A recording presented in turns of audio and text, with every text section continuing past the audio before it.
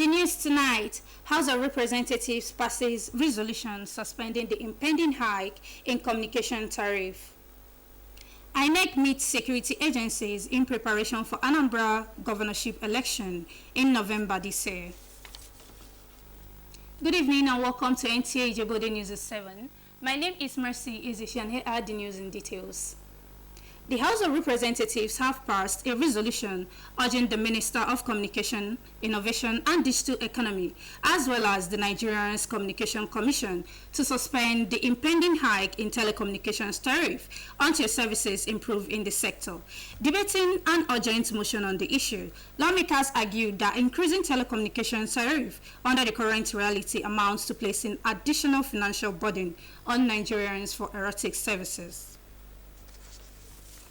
The telecommunication company improve on their service delivery poor network, which Nigeria have been yearning for in years before embarking on the increase in tariff. How do we expect them to increase their performance, knowing that prices of virtually all the various indices have increased?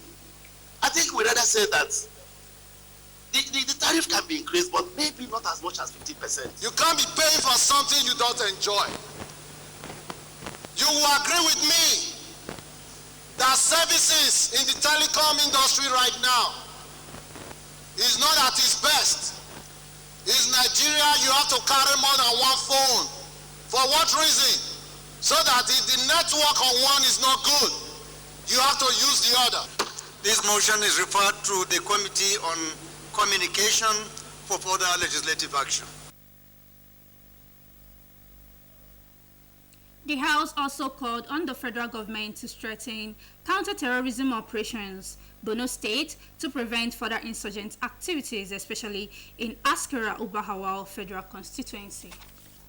In Howell, Askira Uba, Chibok, and other parts of Borno State not only threaten the safety and well-being of residents, but also undermine national security and effort towards peace, stability, and development in the Northeast region.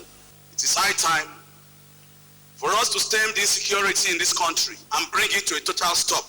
The clamor for state police should be given prompt attention.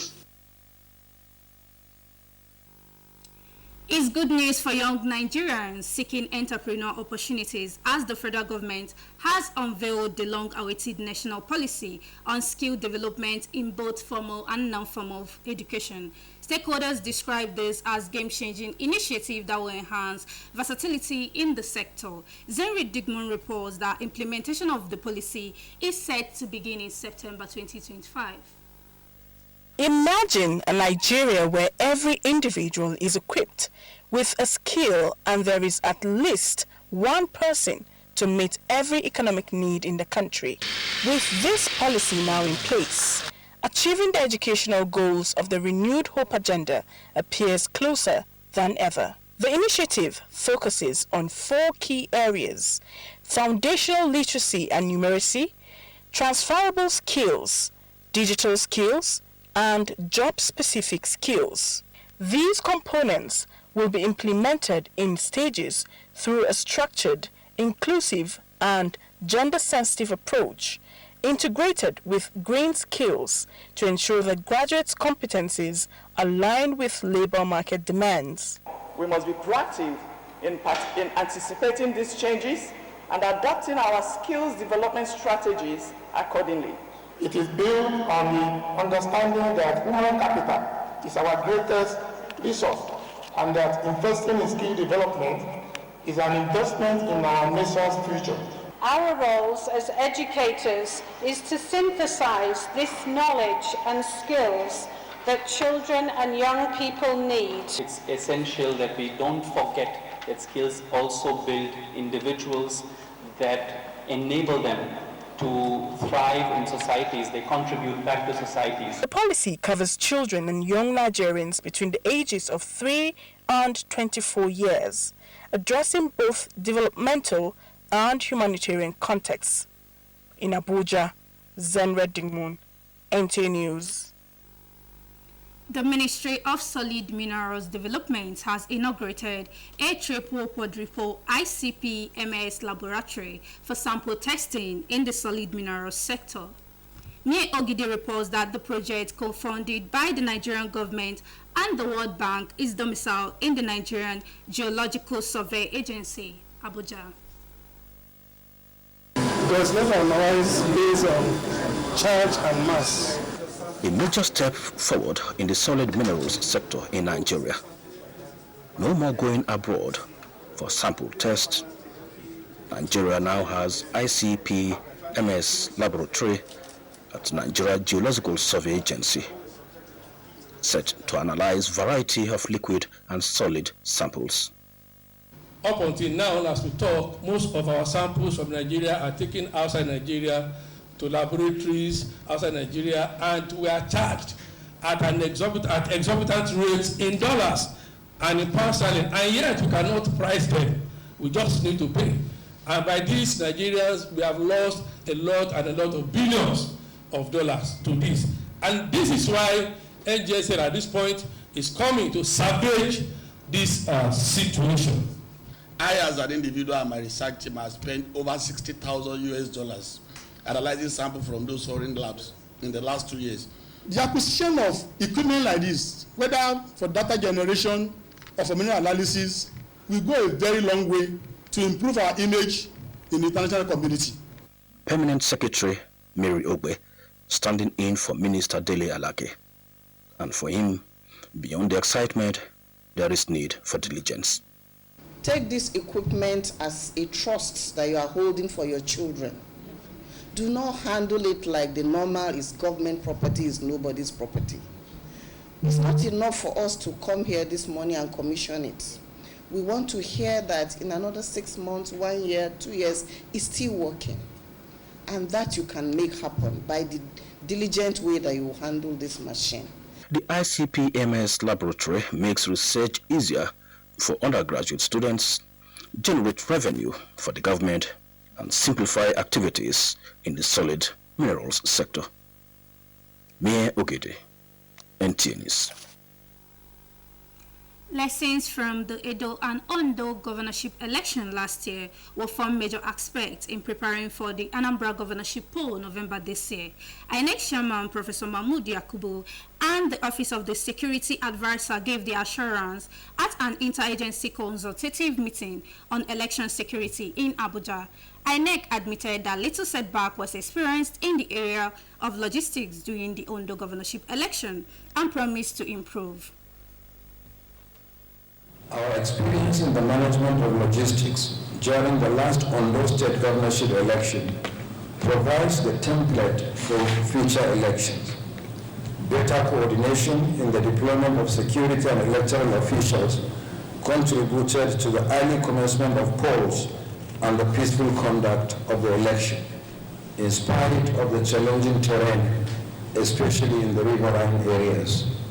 The forthcoming governorship election in Anambra State must be similarly well coordinated. Together, we should continue to give Nigerians a happy experience on election day and beyond. The LSA has assured that the lessons learned from the isolated incidents recorded during the last elections in Edo and Ondo will be vital in refining security strategies ahead of the forthcoming by-elections in some parts of the country, including the governorship election in Anambra State.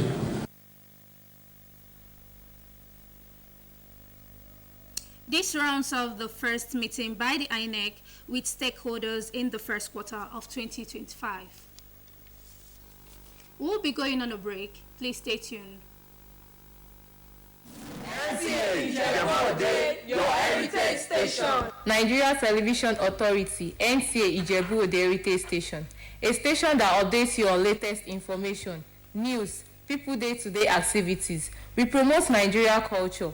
We bring to you educative programs and talk shows for young and old. We give you latest updates from the world of sports. We also bring to you updates from the entertainment world. We are the best among the rest. We are available on StarTimes Channel 103 and UHF 63. NTA Ijebu ode, your heritage station. Welcome back from the break. The Lagos state government says it will rely majorly on internally generated revenue rather than borrowing to fund its 2025 budget. The state's Commissioner for Economic Planning and Budget, Okpe George, disclosed this to the media during the 2025 budget analysis in Lagos. Joy Ken Akpokboya reports. Giving a breakdown of the 3.36 trillion 2025 budget of Lagos State, the Commissioner for Economic Planning and Budget, Okpe George, says capital expenditure stands at 2.01 trillion, recurrent expenditure 1.295 trillion, including debt servicing, which establishes a capital to recurrent ratio of 62 to 38%. The budget, he says, will be funded from a total revenue estimate of 2.96 trillion, comprising internally generated revenue, capital receipts, and transfers from federal allocations. Social inclusion and human capital development has not been left behind, and the administration believes that a population that is healthy and skilled and safe can only convert the opportunities in the states to value.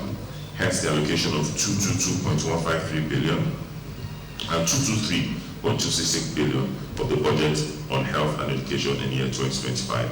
Reeling out completed and ongoing projects in their various ministries, some other commissioners urged residents to give the state government the support it needs to succeed. And we've been assured that with the way we are putting our skin in the game, we should be able to complete Adino 2 by February 2027.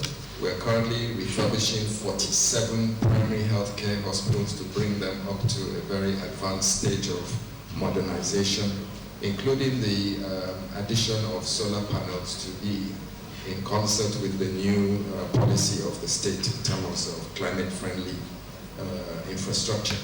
The 2025 Lagos State budget is focused on infrastructure and environmental sustainability, economic diversification, and human capital development, amongst others. In Lagos, Joy Ken Akpokboya, NTA News. As Nigeria pushes for economic diversification, the tourism sector is emerging as a key player in job creation and revenue generation. Osun State, with its rich cultural heritage and scenic landscapes, is positioned to benefit more with a lot of investment opportunities. Femi Afaragun examines the opportunities and challenges in Osun tourism industry. Osun State, with its strategic location and rich cultural landscape, is well positioned to tap into the booming tourism sector in Nigeria. From its sacred groves to its majestic waterfalls, Osun State is a land of history, nature, and culture. But despite its rich heritage, tourism remains an underutilized economic asset. We have a lot of opportunities in Osun, like the museums, the palaces, the art galleries, the hotels, which are so enormous. And every one in Osogbo is different from what we can find in Ede, different from what we can find at Ile-Ife. Hotels too are booming up. Osogbo alone has almost about 78 hotels springing up, and more 5 stars, 4 stars, and 3 stars. It should be a major source of employment for our youths and the entire populace. I think the government needs to step up their game when it comes to marketing and promotion of our tourist centers. That's one. We have to also improve on our the infrastructures that we have on ground here. These are things that will drive more people here. We also have to work on security. While the potential is clear, challenges such as poor infrastructure, lack of investment incentives, and inadequate promotion that have slowed tourism growth in the years past are what the state government is looking into. Olumiri Waterfall is undergoing a lot of basic developmental things, acquisition, or things like that. You know, when you do such things, we are laying a good foundation for investment to come in. If you go to Owala Dam, things that have been done there. If you go to Ayikonugba, We are doing a lot of things. Oshogbo Grove is a major thing. We have done so much there. We are even doing some renovation and things like that there now. We are creating an enabling environment for people to come around, to see that there is necessity for people to relax. Bringing all this up gives a lot of leeway for people to come out to relax, pay money.